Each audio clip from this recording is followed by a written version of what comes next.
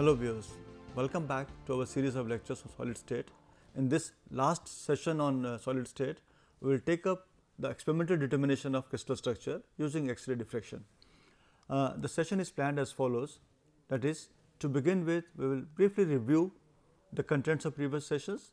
Thereafter, we will see that what are different experimental methods for the determination of crystal structure. In this process, we will briefly touch on Loess method, rotating crystal method, then powder diffraction method, then we will try to compare these three methods in terms of different parameters.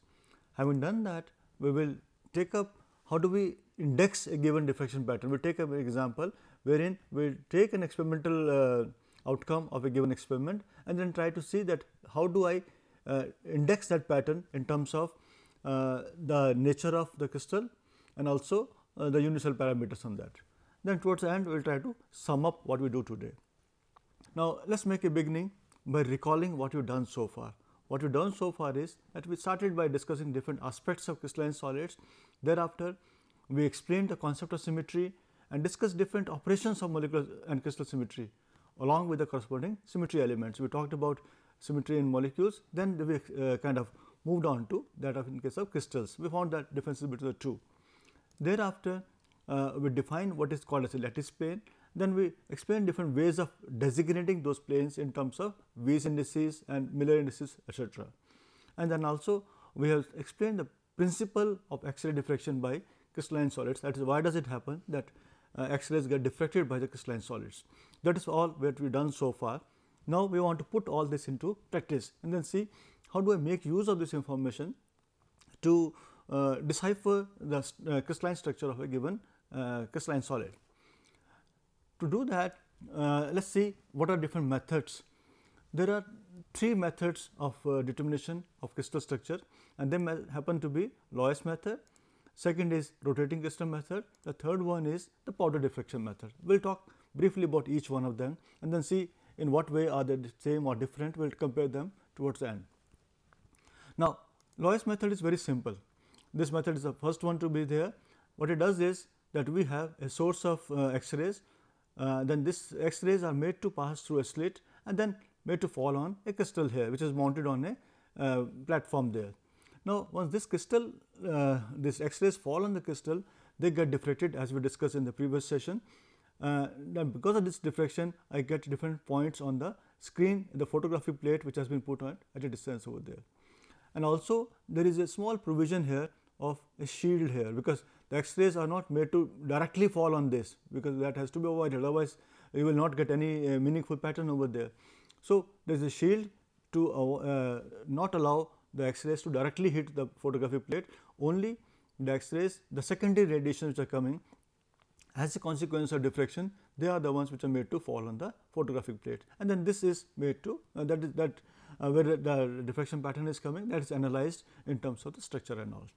But what you find is that this method basically is using a single crystal there, and also the X-rays are polychromatic in nature, because we are just using a source of X-rays and then all possible radiations which are coming, they are made to fall on the crystal. We will talk about it a little more later. Then the setup is that got a fixed crystal, that theta is constant, because we have a crystal here, radiations are coming, falling on that. So, the crystal is fixed. So, you are not making any change in the orientation of the crystal there. So, just all radiations are coming, hitting on this and they are getting diffracted and we are getting a pattern over there. Thereafter, another thing which is important because of this is that because of different values of lambda, because the wavelengths are polychromatic in nature. So, different DHKLs will be diffracted at different directions there. Again, Bragg's law will become operative in this case. That means, depending on the diffraction this thing D values, you get different theta values over there. And this method actually provides information about the crystal geometry, but does not give anything about the crystal parameters. We cannot work out what are the parameters over the crystal, what is the kind of a lattice parameter of the crystal being talked about. Now, let us take up the second method, that is the rotating crystal method. In this method, what we do is we take a large crystal of the solid which is to be determined and then mount it on an axis, and then that is where we do it. So, the crystal is here and then we make X-rays fall on that, and then these X-rays get diffracted and they are kind of taken on a photographic plate which is mounted on the in a circular form over there. So, the diffraction patterns are coming onto the photographic plate, and then this plate is analyzed for the kind of a pattern which is being observed there. So, the important thing here is that once you have got a crystal layer, X-rays come, they get diffracted. Then there is only one orientation is there, only one set of planes will be in the path of it. Then what we do is we rotate the crystal. When we rotate the crystal, what happens is different sets of planes, different families of planes will come in the path of X-rays and they get diffracted separately. That means, for each kind of a thing, for each set of planes which are in the path of X-rays, there will be a diffraction coming over there. So, in the previous case what we had was, we had all radiations coming and this crystal was fixed. Now, we have radiation as fixed because our lambda is not changing, it is a monochromatic source, but my crystal is rotating at different angles. In the process, all kind of radiations are, all kind of sets of planes are coming in the path of radiation and they are getting diffracted there. Okay. Now, so as I just mentioned, the rotating crystal brings different sets of planes in the path of it, and according to the Bragg's equation, we get suitable diffractions there. The angle theta at which we get the diffraction, that is then made use of to determine the kind of planes which are causing that diffraction pattern to be there, and then base of that planes we try to work out what is the nature of the crystal lattice I am dealing with. So, that is the way we go about it. We will actually do one analysis towards the end of the session here. Now, typically in case of a rotating crystal method, we have what is called as a theta to theta scan. What happens is, this just for sake of understanding here. So, this is my monochromatic X-rays which are falling on this. This is a set of planes here which are falling in the path of the X-rays here. So, this is my angle here theta at which the radiation is falling onto the set of planes and then it gets diffracted here. Again this will be theta, but since if I look at this here, because this is the path of X-rays here, if it just continue like this, from this path this angle happens to be 2 theta. So, this is typically called as theta to theta scan, and then you have some kind of detection mechanism. Nowadays we can do it electronically, otherwise typically what we do is you put a photographic plate all around here, and then suppose I have one set of planes here, radiation will come and they get diffracted, and here there will be spot on the film here, we have another spot on this side as well, and so on and so forth. So, that spots are then analyzed to decipher the structure. Now, that is what I was trying to refer here. What you have is, this is coming, the falling on the crystal here which is rotating, as a consequence different sets of planes are coming in picture, and then we get different kind of spots on this which can be opened and analyzed. That is how it looks like there. The third method is similar to the rotating crystal method, but it makes use of one more thing here. There is a modification here. The modification is that instead of using a single crystal which I mentioned earlier, it actually is a drawback of the rotating crystal method, because it becomes very difficult to get single crystals in all possible cases. So, what we do is we try to use what is called as a powder. We take a solid, crystalline solid, make a very fine powder of that, and in the capillary we fill that powder and put that capillary in the path of the X-rays. So, what happens is, so when this is my source of radiation, my X-rays are coming which are monochromatic here. I take one fine capillary filled with the fine crystallites there. When we take a crystal system, make a very fine powder, put into a capillary, put in the path of it. When my X-rays are coming, now I do not have to do anything this. Now, when I am putting a large number of small crystallites in the path of X-rays, so these crystallites are randomly placed. So, what will happen is, in different small crystallites, different sets of planes will be in a direction in the direction of they will be kind of getting exposed to the X-rays, and as a consequence they will give me a diffraction pattern there. That means, whatever I was trying to achieve in case of rotating crystal method, by rotating the crystal at a different at a certain speed, that all can be done in one shot. That means, this powder here has all possible orientations lined up according to the in the path of the X-rays, and they get a diffraction pattern. The pattern will be similar to what have in case of rotating crystal method, and then this method is better off because this provides an easy accessibility to getting the diffraction pattern there. Then what happens is, That is the way it looks like, because this is my X-rays are coming here. So, you have our specimen here, the powder here, and when the radiations are coming falling on this. So, this will be a 2 theta scan here, 2 theta kind of a diffraction there. So, that is the kind of cones will be formed on the, because this is my photographic plate which is all around the path of X-rays there, because this is my X-rays are going like this, and this is where my photographic plate is. So, when the radiation comes, falls on this, gets diffracted. So, one set of planes will give me this diffraction, another set will give me this diffraction, and there will be many such diffractions there in the forward direction as well as in the backward direction there. So, each one of them is captured onto the photographic plate, and then this photographic plate is cut open, and then we just spread it out. So, this gives me in where the X-rays are getting in, that is where the X-rays are getting out of it. So, we just under that means you have a circular photographic plate, just cut it open, spread it out. So, what you get is the pattern of this kind. Now, that is the kind of pattern I will be getting there. That is one of the experimental outcome shown over here, and this pattern is then analyzed to obtain the information about the kind of unit cell and also its dimensions there. So, that is the kind of method we make use of. Now, let us try to compare the 3 methods. What we have here is we have got 3 methods, is rotating crystal method, powder diffraction method and Lois method. Now, in terms of crystal, in rotating crystal I am using a single crystal here.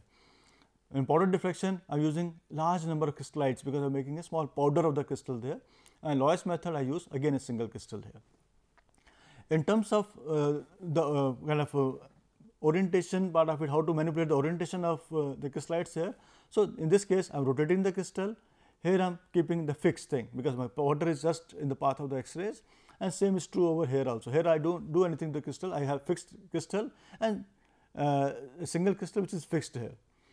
But the third thing is very important here, that in case of rotating crystal method I am varying the theta, because I am rotating it, I am making different angles, like making the crystal to have different angles in the with the X-rays there, and then accordingly the diffraction pattern comes there. Whereas, in case of powder diffraction method, what you have is we make different orientations of the crystallites to come in the path of X-rays, whereas in the third case what you have is even the lambda itself is a variable, because here I am using a polychromatic radiation there. In both these cases it is monochromatic, but here it happens to be polychromatic radiation, even the lambda is the only variable. These two are fixed, the crystal is fixed, angle orientation is fixed, but only the wavelength which is a variable there, because I am using a polychromatic radiation there. This is all about different methods used for studying the X-ray diffraction of different crystalline solids there. Now, let us take up how do I analyze diffraction pattern. That means what I have done is I have taken a crystal, put into the path of X-rays, got a diffraction pattern. So, what do I do with that? How do I analyze that? That is very, very important for us, because that is the crux of it, because all that what we were doing so far was just to make a basis for this to be achieved, that how do I analyze a diffraction pattern in terms of, because my objective is to find out what kind of crystal I am dealing with, what are the parameters of this, what is the nature of the crystal there. Okay, let us take an example here, and to do that example, let me first make the basis of this analysis in terms of what we learned so far.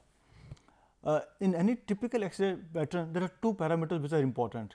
One, the position part of it, that is where exactly is that signal being obtained, where exactly is my kind of diffraction point is coming there. Okay. So, that is the position, and that position determined by the size and shape of the crystal. And second is intensity, which is determined by the atomic positions within a unit cell. That means, what kind of a unit cell is there, and what is the nature of the diffraction point there, the lattice point, what is the nature of that, whether it is a smaller atom, a larger atom or whatever. So, intensity is determined by that, and position is determined by the nature of unit cell and the size of unit cell there. So, there are 2 things which we will be making use of. In order to make use of the diffraction pattern, to index that and to get information from there in terms of the nature of the unit cell and the dimensions of that, we need to find some kind of a interlinkage between the diffraction pattern I get and the interplanar distances there, and that we can do as follows. That is, we know that for a cubic crystal the interplanar spacing or the DHKL is related that indexing parameters there, the mirror indices as follows, that is 1 by d square to be equal to h square plus k square plus l square by a square, where a happens to be the cell dimension and h, k, l are the indices of the planes in question there. Now, if I just rearrange this equation and try to correlate with the Bragg's law. Bragg's law we know is for the first order diffraction lambda to be equal to 2 d sin theta, where this d is nothing but my d h k l. And if I just rearrange this equation, I just take square of this gives me lambda square to be equal to 4 d square sin square theta, or I can just rearrange that and get sin square theta to be equal to lambda square by 4 d square. Now, this I just combine the equation 1 and 2. When I combine equation 1 and 2, I can just get 1 by d square to be equal to 4 sin square theta by lambda square. This is simple mathematics there, and or in other words I can do a little more simplification and see that sin square theta to be equal to lambda square by 4 a square and then h square plus k square plus l square. That means this actually is a constant here, which is of use to me, or I can even put it like this, that sin square theta divided by h square plus k square plus l square to be equal to a constant k. This is lambda square by 4 a square. I can typically they are called as a constant k here.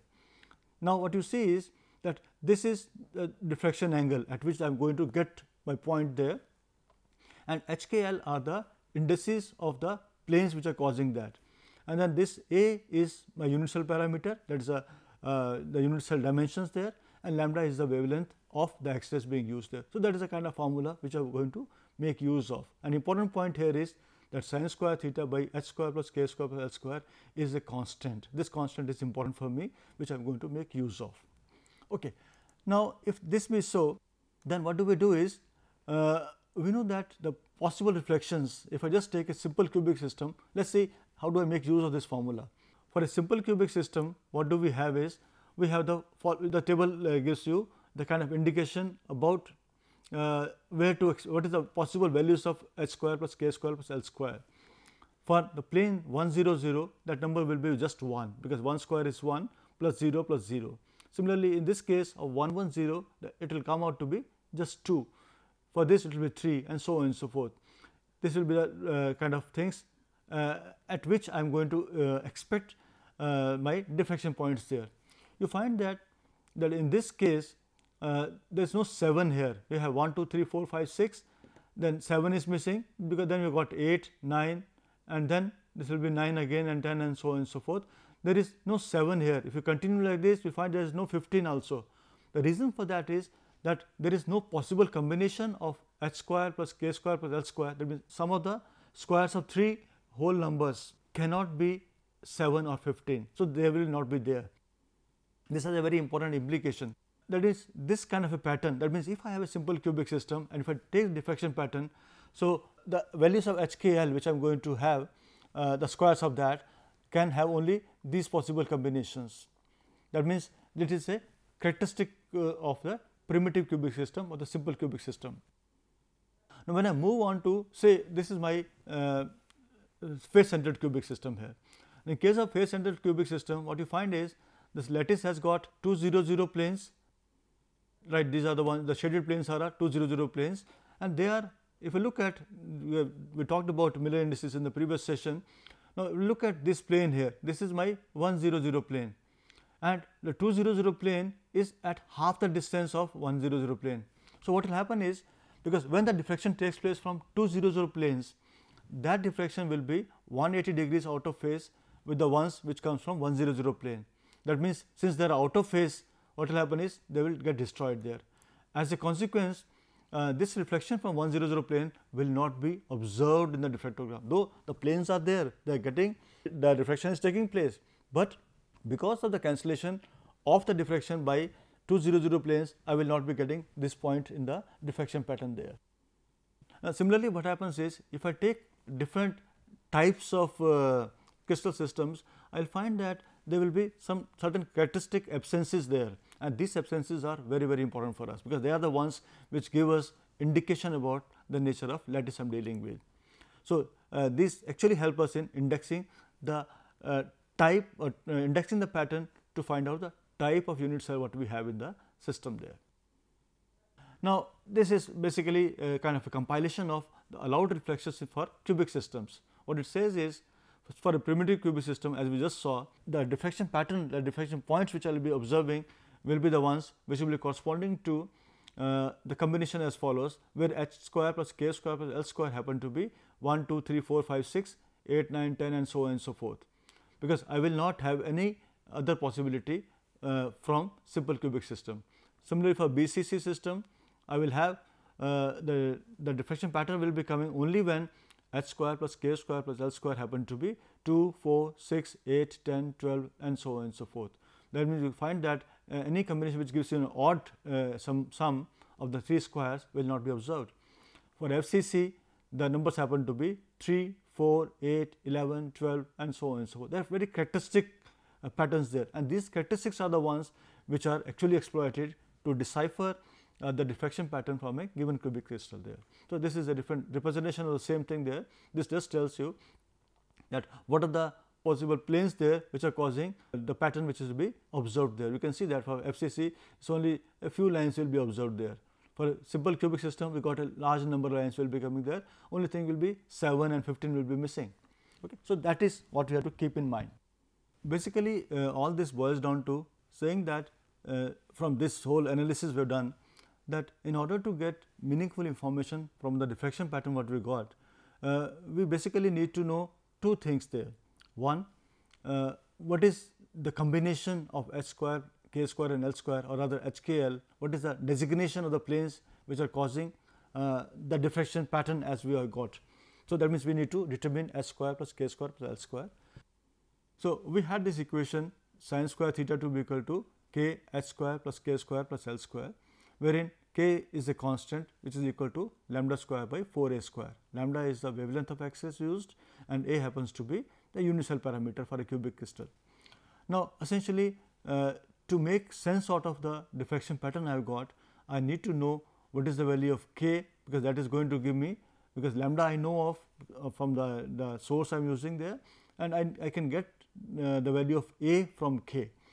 And if I get to know about h square plus k square plus l square, I will be able to work out what is the nature of the unit cell. So, both the information are going to come from this equation. How do I get information is, what we do is we do the experimental value, what I find is the 2 theta value, divide by 2 I get the theta value, I take the sine of that, square of it. So, I take sine square theta for each peak what I observed in the pattern there and divide that by integers 1, 2, 3, 4, 5, 6, 8, 9, 10 and so on and so forth. So, by dividing that, what I get is I get a constant value k that is to be used at a later stage. Once I get the value of k, and sin square theta is known to me from the observed values of the diffraction pattern. So, from this I can use these two things to get the value of the possible values from where the diffraction pattern is coming, the values of h square plus k square plus l square. So, I can determine this also. Once I determine this, that gives me idea about the HKL values there. Once I know the HKL, that means what are because that here I am going to make use of the so called absences in the pattern there. So, from that I can work out the lattice type there. So, that is what I am going to make use of. Now, we will actually take up an example and see how do I get the information about it from a diffraction pattern. But before that, let me just work out the sequence, the steps which are used for deciphering the structure of the unit cell and the cell parameter from the diffraction pattern. The sequence is as follows, that is, we first determine the 2 theta value from the observed peaks. That is a very simple thing. There is a tools of measurement over there. We measure 2 theta value, then divide by 2, get the value of theta, then calculate sin square theta, and from this we compute the ratio sin square theta by integers as I just mentioned 1, 2, 3, 4, 5, 6, 8 and so on and so forth. Do that. Having done that, by this process we should be able to get the value of k. We find out the lowest common quotient from there. We get the value of k, then you take the sin square theta value for each peak what you have got and divide that by this value k, and that in turn gives me the integers combinations, that is h square plus k square plus l square. Once I get this, then I can try to use this pattern what I get there to identify the lattice type there. Once I get the lattice type, then using k I can find out the lattice parameter, that is A. Now, these steps, there are 6 steps to be done. Let us take an example and then try to see how do I get information from there. The example is as follows. The diffraction examination of polonium using 71 picometer molybdenum X-rays gave lines at the following values of 2 theta. That 2 theta is what we measured actually. So, they are the values given to us. So, the objective is to identify the unit cell and also to find out the unit cell dimensions or the value of A. How do I go? Let us go stepwise now. Our step 1 was determine the 2 theta values which are provided to us. So, we skip this one. Step 2 is calculate sin square theta and from it compute the ratio of sin square theta by different integers. How do we do that is the data is given over here. These are my peak positions, they are the corresponding to theta values. I divide that by 2, get the value of theta, take sin square, get the value of sin square theta. So, they are the values I get there. Thereafter, what do I do is I compute sin square theta by 2, sin square theta by 3, 4, 6, 8 and so on and so forth. When I do that, I get certain data of this kind. That is my step 2. That means, I compute sin square theta from the observed values and then try to compute all these ratios over there. The step 3 is to identify the lowest common quotient in this. So, this has been marked in blue here. So, from this whole data, I just visually try to identify. So, you find that this is 0.011067, 0.011073, 0.001. That means, typically you find that they are the common denominator over there, the common quotient over there. The value happens to be 0.0111 to the 4th decimal place. So, that is the value of k for me. That means, that is the value of k I determined in step 3 there. Once I get the value of k, what do I do? My step 4 was, that means, I take the value of sin square theta what I got in my step 2 and then divide that by the value of k. When I divide the value of sin square theta by the value of k, what do I get? In this case, it comes out to be just 1. This is 1.96, which is basically if you just round off, it comes to be 2. This is 3, 4, 5 and so on and so forth. So, what I find is that if I identify this, that the observed values of s square plus k square plus l square come out to be 1, 2, 3, 4, 5, 6, 8, 9, so on and so forth. We find that this pattern corresponds to a simple cubic lattice. Had it been say BCC type structure or FCC, then would have got certain things missing over there. So, in this case 7 and 15 are missing. Okay. So, by just looking at what is the value of this pattern coming there, it is just 1, 2, 3, 4, 5, 6 is coming there. So, this basically corresponds to, it is just incidental that we try to work out our starting point in terms of simple cubic system, and this happens to be simple cubic system. So, we conclude that polonium belongs to a simple cubic lattice there. Now, our next objective is to find out the value of lattice parameter, that is value of A. We know that the value of k to be equal to lambda square by 4 a square. I just rearrange that, my a comes out to be lambda square by 2 square root k. K I know it is 0.0111 and lambda is given to me. I just substitute the values, we get the value of a to be equal to 337 picometer, and that is the value of unit cell parameter in case of polonium. So, that is how we try to make use of diffraction pattern to get information about the unit cell and its parameters there. Now, let us make one more important point here, because there are two very common crystalline solids we have is sodium chloride and potassium chloride. Both crystallize in terms of FCC lattices, but the kind of diffraction pattern they give, they happen to be different. What happens is, in case of NaCl, the diffraction pattern comes out to be what is expected of an FCC lattice, whereas in case of KCl, what you find is the diffraction pattern looks more like that of a simple cubic system rather than FCC. The reason for that is that the second point which we have not talked so far is, that is what we have done so far is that the diffraction pattern we have tried to see only in terms of the nature of unit cell. But what happens, because NaCl and KCl both are FCCs, but the difference in sizes, sodium and chloride ions, sodium ions and chloride ions are much different in size, whereas potassium ion and chloride ion are identical in size. as a consequence the scattering power are identical. So, because of this very reason that the pattern comes out to be more like that of a simple cubic rather than of a face centered cubic. It is just because of because we are not able to distinguish between the two kinds of ions. So, though they are FCC, but it appears to be simple cubic. But if we do more detailed analysis of the diffraction pattern, we find that even KCl also has got an FCC lattice. The only thing is we are not able to distinguish on the basis of the diffraction pattern we get there. Okay. Now, it is time that we sum up what we have done today. What we have done today is that we briefly reviewed the contents of previous sessions. Thereafter, we described different methods of experimental determination of crystal structure and compared them, because there are three methods we talked about. Having done that, we explained the basis of indexing diffraction patterns for a cubic crystal, and thereafter we have outlined a strategy. There are 6 steps in that, by which we can try to decipher the structure, the kind of unit cell, and also the unit cell parameter on the basis of diffraction pattern there, and also we took an example and demonstrated that how this strategy is made use of. With this, we conclude our discussion on the topic solid state, and I am sure that we should be in a position to talk about solid state in a reasonably good way. Thank you.